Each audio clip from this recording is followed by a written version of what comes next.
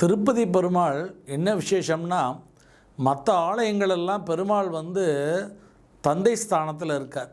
ஆனால் திருப்பதியில் மட்டும் பெருமாள் தாய் ஸ்தானத்தில் இருக்கார், மாத்ருபாவத்தில் இருக்கார். ஏனென்று சொன்னால் அது சந்திரனுடைய ஸ்தலம். சந்திரனுக்கு மாத்ருகாரகன் என்று பெயர்.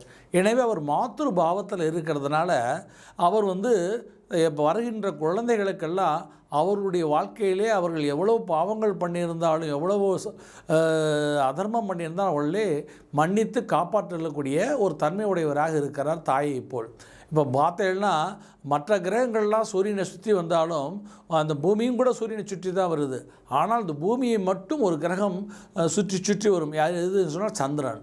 ஏனென்று சொன்னால் அந்த வானிலிருந்து ஏதாவது எரிக்கற்கள் விழுந்தால் அல்லது சூரியனுடையிலிருந்து எரிக்கற்கள் விழுந்தால் அது பூமி மேல் பட்டால் அந்த பூமி என்ற குழந்தைக்கு எதுவும் ஆகிவிடும் என்பதனால் அந்த பூமியை காப்பாற்ற சந்திரன் என்ற கிரகம் அந்த பூமியை சுற்றி சுற்றி தாய் போல் அந்த எரிக்கற்களை தான் தாங்கி கொண்டு அந்த பூமியை காப்பாற்றுவது போல் மக்களுடைய செய்களுடைய குழந்தைகளுடைய பாவங்களை தான் ஏற்று அவர்களுடைய ருணரோக சத்துருங்களை போக்கிக் கொள்ள ஒரு தாய் வடிவுடைய ஸ்தானத்தில் இருந்த திருப்பதி பெருமாள் அருள்வாளிப்பதனால் திருப்பதி பெருமாள் சேயை காப்பாற்றும் தாயாக இருக்கிறார்.